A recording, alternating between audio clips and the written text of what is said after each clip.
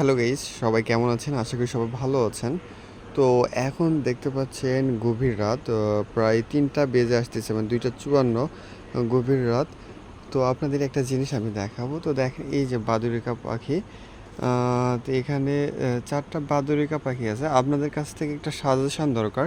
তো সেই জন্য এই ভিডিওটা তৈরি করতেছি যে যারা বাদুড়িকা পাখি পালেন বা পেলেছেন তাদের কাছ থেকে একটা আমি চাচ্ছি, যে আইডিয়া চাচ্ছি, এই যে আমি ৪টা পাখি পালতেছি। এখানে দেখতে পাচ্ছেন এই যে এটা একটা হচ্ছে কি, এটা মেয়ে, আর এটাও হচ্ছে মেয়ে, সাদাটা যেটা আছে এটা।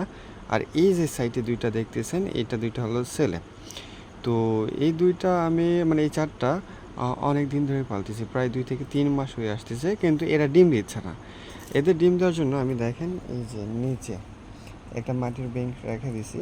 তো মাটির ব্যাংক এখানে রাখার পরও এটা ভিতরে ঢুকে, আমি দেখি ভিতরে ঢুকতেছে।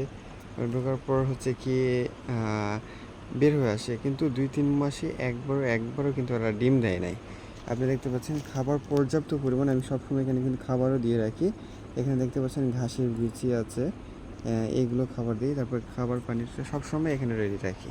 বাট তাও তারা কিন্তু ডিম দিচ্ছে না।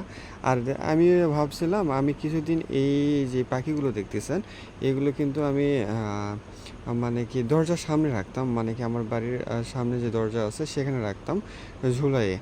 তো সে সারা রাত দিন ওখানেই থাকতো। তো ওখানে প্রচুর শব্দ হতো, আমি দরজা খুলতাম বেরোতাম বা যাই তো দরজা খুলতো বেরোতো। তো তখন এই শব্দের কারণে অনেক সময় এরা ঘুমাইতে পারতো না মেবি, তো সেই জন্য মেবি মনে হয় এরা ডিম দেয় নাই। আমার চিন্তা ভাবনা এলো এটা।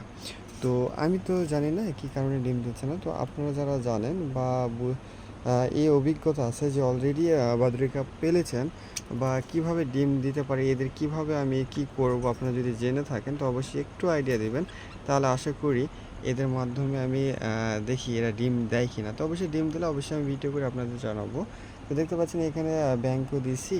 এখানে দেখতেছি এখন কি করতেছি, এটা বাইরে রাখছিলাম, এটা আমি আবার রুমের ভিতরে নিয়ে আসছি। নিয়ে এসে দেখতেছেন নিচে একটা বস্তা দেওয়ার পর এখানে আমি ৪টা পাখি রাখছি, যেন ওরা পায়খানা করলে যেন এখানে বস্তার উপর পড়ে, তারপর আমি যেন এটা অনায়াসে পরিষ্কার করতে পারি। তো এই ছিল। তো আপনারা যারা জানেন যে কীভাবে এই বাদুড়ের পাখিটা আদৌ ডিম দিবে কি না, তো অবশ্যই নিচে কমেন্ট করে জানাবেন। তো আশা করি আপনাদের কমেন্টের মাধ্যমে আমি কিছু শিখতে পারবো।